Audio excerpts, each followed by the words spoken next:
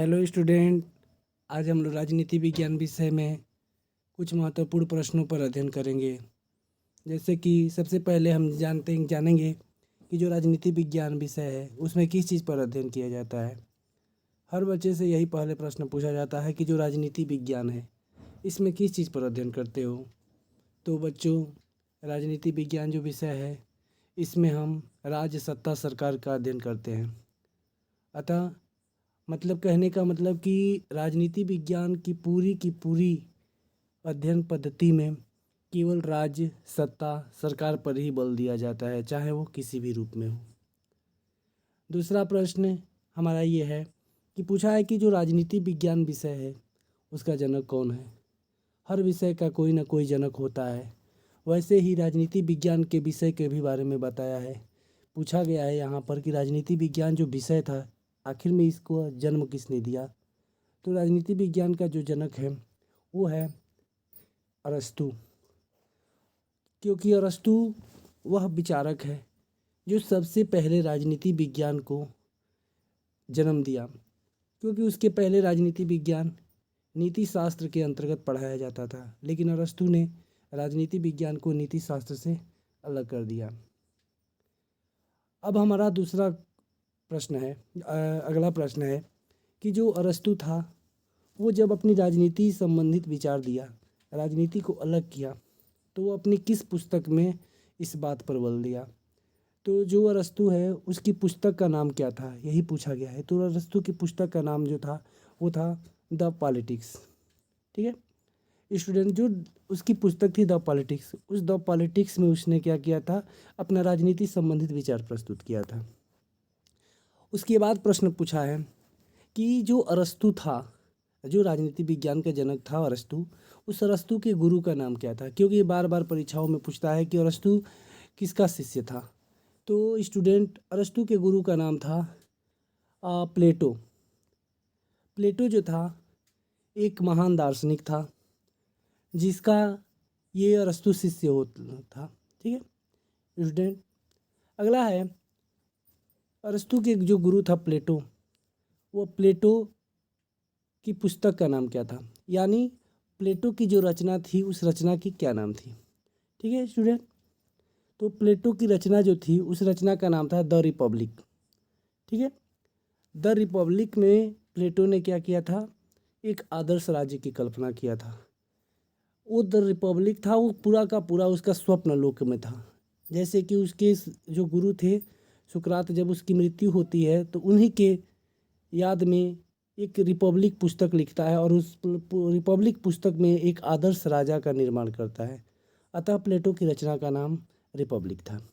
ठीक है स्टूडेंट, उसके बाद पूछा है कि जो अरस्तु था, जो राजनीति विज्ञान का जनक है, उस अरस्तु का शिष्य कौन था। क्योंकि ये बहुत बार पूछता है परीक्षा में।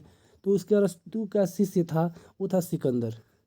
सिकंदर के बारे में सभी लोग जानते हैं कि सिकंदर एक महान विश्व विजेता था जो पूरे विश्व पर राज्य कर रहा था एक समय। ठीक है, तो वो अरस्तु का शिष्य था सिकंदर। नेक्स्ट क्वेश्चन है, पूछा है कि भारतीय राजनीतिक विचारक, मतलब एक भारतीय राजनीतिक विचारक हैं जिनका नाम है आचार्य मनु, उनकी एक पुस्तक थी या रचना थी, उसका नाम क्या था। तो देखिए बच्चों, हम जानते हैं कि जो आचार्य मनु हैं वो एक भारतीय राजनीतिक चिंतक हैं जिन्होंने राजनीति पर अपनी एक ग्रंथ लिखी थी, और उस राजनीति के साथ साथ वो भारत के परिप्रेक्ष्य में लिखा गया एक महान ग्रंथ है जिसका नाम है मनुस्मृति। ठीक है, मनुस्मृति आचार्य मनु की पुस्तक का नाम है जिसमें उसने राजनीति पर भी उस पर बात कहा था। ठीक है, अगला है भारतीय राजनीतिक विचारक कौटिल्य। अतः भारतीय एक राजनीतिक विचारक हैं जिनका नाम है कौटिल्य, जिन्होंने विदेश नीति के संबंध में क्या नियम पारित किया था। यहाँ पर पूछा है कि नहीं, यानी इसमें से कौन ऐसा एक नियम है जिसको कौटिल्य ने नहीं माना था। क्योंकि जानते हैं कि कौटिल्य की जो विदेश नीति है वो बहुत ही महत्वपूर्ण थी, जिसमें से उसने 4 नियम बताया था। और इसमें से पूछा है कि कौन इस 5 में से 4 कौन से नियम को पारित किया था और एक कौन से नियम नहीं था। तो कौटिल्य ने अर्थ अर्थ का नियम नहीं बताया था। अर्थात उसने साम दाम दंड भेद, ये 4 जो नियम थे, साम दाम दंड भेद, इस चारों के बारे में बात किया था कि अगर कोई राज्य से विदेश नीति अपनाना हो तो पहले साम मतलब समझौता कर लीजिए, उससे न माने तो दाम पैसा अर्थ के माध्यम से उसको अपने में मिलाइए, उससे न माने तो दंड दीजिए, यानी उस पर आक्रमण कर दीजिए। फिर भी वो आपसे संधि या समझौता न करे या मतलब न आपके बात में आए तो उसके बीच में जाकर भेद डाल दीजिए, और भेद डालने से जानते ही हैं कि बड़ा से बड़ा राज्य समाप्त हो सकता है। अगला क्वेश्चन है राजनीति विज्ञान विषय। जो राजनीति विज्ञान विषय है जिसके बारे में हम लोग आज अध्ययन करते हैं, उस राजनीति विज्ञान विषय का जन्म किस देश में हुआ था? तो जानते हैं स्टूडेंट कि जो राजनीति विज्ञान विषय है, ये राजनीति जो पॉलिटिकल साइंस है, ये पोलिस शब्द से बना, और पोलिस शब्द एक प्राचीन यूनानी, ठीक है, प्राचीन यूनानी शब्द है और प्राचीन यूनान इसका जन्मस्थली है। अर्थात राजनीति विज्ञान जो जन्म है वो प्राचीन यूनान में हुआ था, ठीक है। अगला क्वेश्चन है निम्न विचारक में से कौन भारतीय राजनीतिक विचारक है? स्टूडेंट, भारतीय राजनीतिक विचारकों के बारे में जानकारी रखना चाहिए हर स्टूडेंटों को कि कौन से भारतीय राजनीतिक विचारक हैं। अर्थात भारतीय राजनीतिक विचारक कौटिल्य हैं इसमें, ठीक है, क्योंकि अरस्तु प्राचीन यूनानी है, कार्ल मार्क्स जर्मनी का था, मैकियावेली इटली का था। ये कौटिल्य ही भारतीय राजनीतिक विचारक है, जिनके और नाम विष्णुगुप्त तथा चाणक्य के नाम से भी इसे जानते हैं, ठीक है स्टूडेंट। अगला है कि पूछा है कि कौटिल्य की पुस्तक का नाम क्या था जो राजनीति पर लिखा था?